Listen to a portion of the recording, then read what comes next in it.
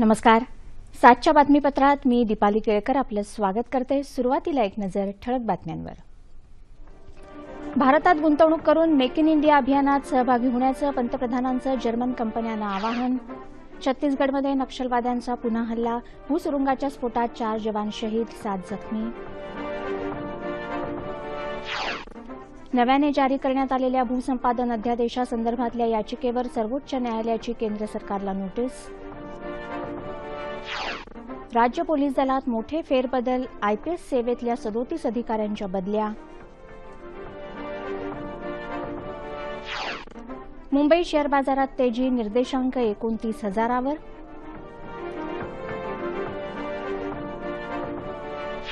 आणि राजकीय सामाजिक सहकार तसंच शिक्षण क्षेत्रात आपल्या कार्याचा ठसा उमटवणारे विक्रमसिंह घाटगे यांचं कोल्हापूरमध्ये निधन.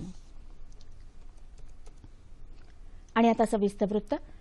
भारताचा वेगानं विकास होत असून जर्मन उद्योजकांनी मेक इन इंडिया मोहिमेत सहभागी व्हावं असं आवाहन पंतप्रधान नरेंद्र मोदी यांनी केलं.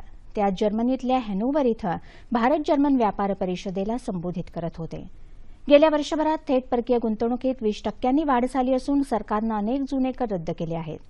सरकारनं नियमांमध्ये पारदर्शकता आणि सुलभता आणली असल्याचंही पंतप्रधानांनी सांगितलं.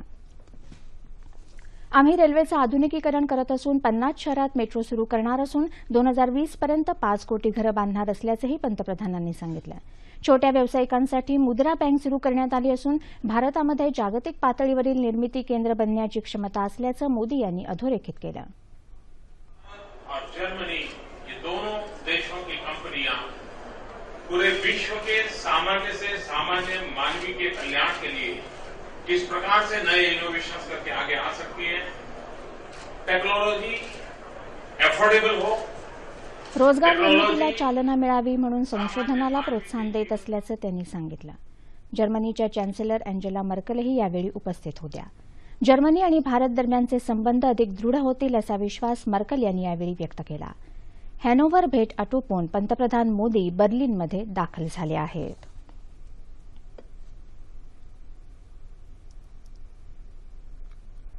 छत्तीसगडमधल्या दंतेवाडा जिल्ह्यात नक्षलवाद्यांनी सुरक्षा दलाच्या भूसुरुंगविरोधी वाहनाचा स्फोट घडवून आणल्यानं सुरक्षा दलाचे 4 जवान शहीद झाले तर 7 जण जखमी झाले. जखमींपैकी 2 जणांची प्रकृती गंभीर आहे. गेल्या 3 दिवसातला हा 4था नक्षलवादी हल्ला आहे. कोरनाल किरंडूल रस्त्यावर सुरक्षा दलाचे जवान गस्त घालत असताना हा स्फोट झाल्याचं पोलीस महानिरीक्षक SRP कलौरी यांनी सांगितलं. या विभागात सुरू असलेल्या बांधकामांसाठी सुरक्षा पुरवण्यासाठी हे वाहन 11 पोलिसांना घेऊन जात होतं. त्यावेळी हा स्फोट झाला. जखमींना रुग्णालयात दाखल करण्यात आलं असून नक्षलवाद्यांना पकडण्यासाठी शोध मोहीम हाती घेण्यात आली आहे. दरम्यान छत्तीसगड महाराष्ट्र सीमेवरच्या छोटी बैठिया या भागात नक्षलवाद्यांनी काल रात्री केलेल्या हल्ल्यात सीमा सुरक्षा दलाचा 1 जवान शहीद झाला. यावेळी सुरक्षा दलाबरोबर झालेल्या चकमकीत 1 नक्षलवादी ठार झाल्याचं समजतं. नक्षलवाद्यांच्या हल्ल्याच्या पार्श्वभूमीवर महाराष्ट्र छत्तीसगड सीमेवर अतिदक्षतेचा इशारा देण्यात आला असून पोलीस बंदोबस्त कडक करण्यात आला आहे.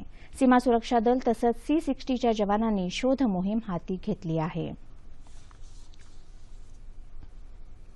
छत्तीसगडमध्ये घडलेल्या घटनेच्या पार्श्वभूमीवर आपणही आपल्या जे छत्तीसगड सीमेलगत जे लागून असलेले पोलीस स्टेशन या सर्वांना हाय अलर्टचा मेसेज दिलेला आहे आणि जिल्ह्यामध्ये अग्रेसिव्हली एरिया डॉमिनेशन, नाकाबंदी जेणेकरून कोणताही अनुचित प्रकार घडणार नाही याची दक्षता घेण्यात येत आहे आणि गडचिरोली पोलीस दल हे कोणत्याही आव्हान स्वीकारायला सक्षम आहे.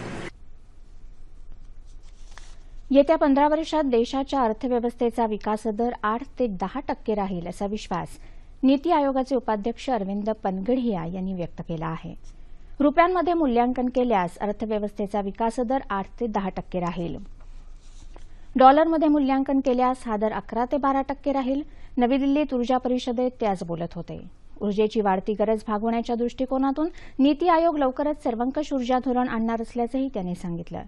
सौर, वायू, कोळसा यांसारख्या विविध स्रोतातून ऊर्जा निर्मितीला चालना मिळावी या दृष्टिकोनातून हे धोरण आखण्यात येत आहे असंही ते म्हणाले. भूसंपादन अध्यादेश पुन्हा जारी करण्याच्या सरकारच्या कृतीच्या वैधतेला आव्हान देणाऱ्या याचिकेसंदर्भात सर्वोच्च न्यायालयानं केंद्र सरकारला नोटीस जारी केली आहे. पुन्हा अध्यादेश काढण्याची सरकारची कृती असंवैधानिक असल्याचं सांगत त्याला 4 स्वयंसेवी संस्थांनी आव्हान दिलं आहे. भूसंपादनाविषयीचा पहिला अध्यादेश गेल्या वर्षीच्या डिसेंबरमध्ये जारी करण्यात आला. त्यानंतर झालेल्या संसदेच्या सत्रात यासंदर्भातलं विधेयक सरकारनं मांडणं आवश्यक होतं. मात्र घटनेत नमूद केलेल्या प्रक्रियेचा अवलंब न करता सरकारनं अधिवेशनानंतर पुन्हा अध्यादेश काढला असं याचिकाकर्त्यांचं म्हणणं आहे. आदर्श सोसायटी गैरव्यवहार प्रकरणी माजी मुख्यमंत्री आणि काँग्रेसचे प्रदेशाध्यक्ष अशोक चव्हाण यांच्या याचिकेवर सर्वोच्च न्यायालयात येत्या 24 तारखेला सुनावणी होणार आहे. आदर्श गैरव्यवहार प्रकरणात आरोपींच्या यादीतून आपलं नाव वगळण्यात यावं यासाठी अशोक चव्हाण यांनी दाखल केलेली याचिका मुंबई उच्च न्यायालयानं नुकतीच फेटाळली होती. या निर्णयाविरोधात चव्हाण यांनी सर्वोच्च न्यायालयात याचिका दाखल केली आहे. दरम्यान आदर्श घोटाळा प्रकरणी माजी मुख्यमंत्री शिवाजीराव पाटील निलंगेकर यांचं नाव आरोपींच्या यादीत समाविष्ट करावं असे सीबीआयला आदेश द्यावेत अशी मागणी करणाऱ्या याचिकेवर मुंबई उच्च न्यायालयात 6 मे रोजी सुनावणी होणार आहे. सामाजिक कार्यकर्ते प्रवीण वाटेगावकर यांनी आज ही याचिका दाखल केली आहे. राज्य पोलीस दलात आज मोठे फेरबदल करण्यात आले असून राज्य सरकारनं भारतीय पोलीस सेवेतल्या 37 वरिष्ठ अधिकाऱ्यांच्या बदल्या केल्या आहेत. विवेक फणसळकर आता दहशतवाद विरोधी पथकाचे प्रमुख असतील तर हिमांशू रॉय यांच्याकडे गृहनिर्माण विभागाच्या अतिरिक्त महासंचालक पदाची जबाबदारी सोपवण्यात आली आहे. नागपूरचे पोलीस आयुक्त के पाठक आता पुण्याचे नवे पोलीस आयुक्त असतील. याखेरीज देवेन भारती, धनंजय कमलाकर, अमिताभ गुप्ता, संजय बर्वे, सतीशचंद्र माथुर, SP यादव आदी वरिष्ठ अधिकाऱ्यांचीही बदली करण्यात आली आहे.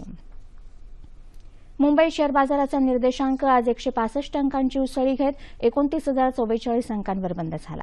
त्यापूर्वी निर्देशांकानं 29,072.51 पर्यंत झेप घेतली होती. खाण आणि उत्पादन क्षेत्रातल्या कामगिरीमुळे औद्योगिक उत्पादनाच्या निर्देशांकानं गेल्या 9 महिन्यातला उच्चांक गाठल्यामुळे त्याचा सकारात्मक परिणाम बाजारावर झाला. राष्ट्रीय शेअर बाजाराच्या निफ्टीनंही 8,841 अंकांपर्यंत झेप घेतली.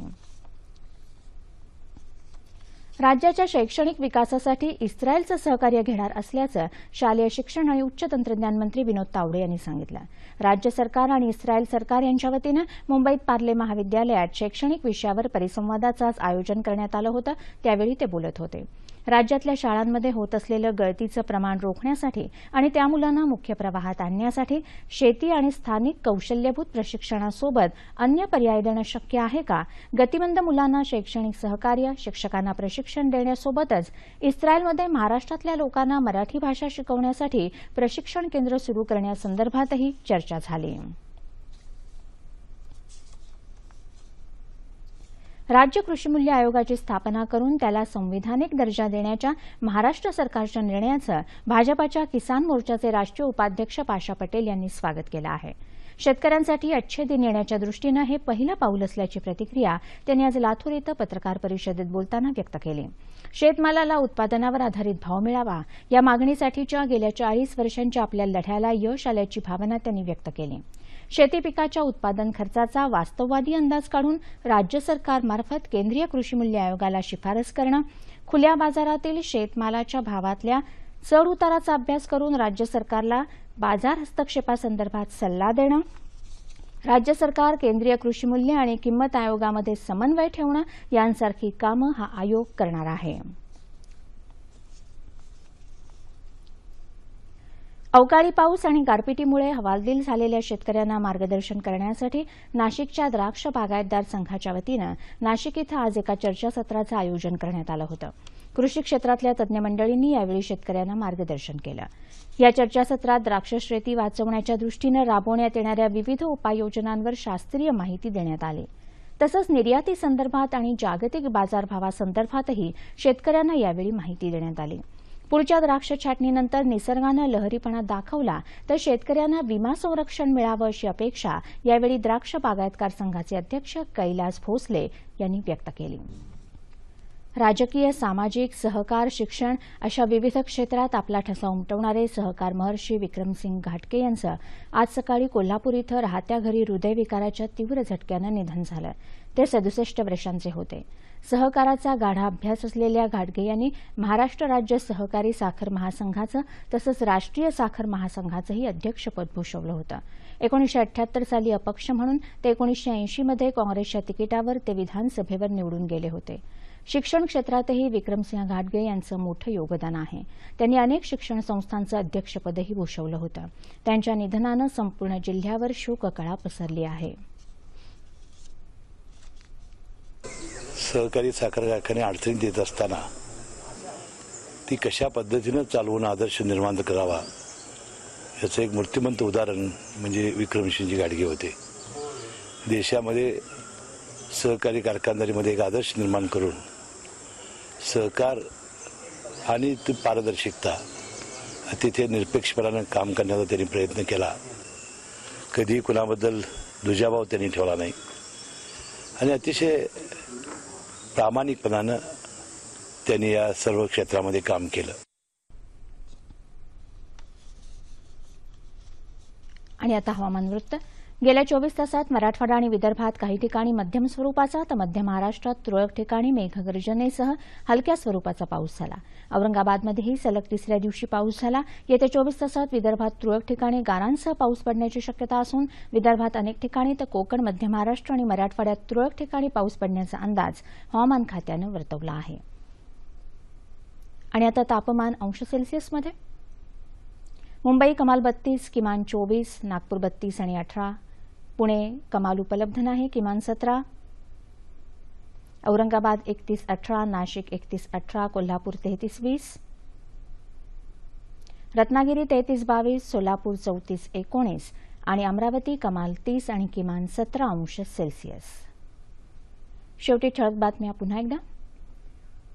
भारतात गुंतवणूक करून मेक इन इंडिया अभियानात सहभागी होण्याचं पंतप्रधानांचं जर्मन कंपन्यांना आवाहन. छत्तीसगडमध्ये नक्षलवाद्यांचा पुन्हा हल्ला, भूसुरुंगाच्या स्फोटात 4 जवान शहीद, 7 जखमी. नव्याने जारी करण्यात आलेल्या भूसंपादन अध्यादेशासंदर्भातल्या याचिकेवर सर्वोच्च न्यायालयाची केंद्र सरकारला नोटीस. राज्य पोलीस दलात मोठे फेरबदल, आयपीएस सेवेतल्या 37 अधिकाऱ्यांच्या बदल्या. मुंबई शेअर बाजारात तेजी, निर्देशांक 29,000वर.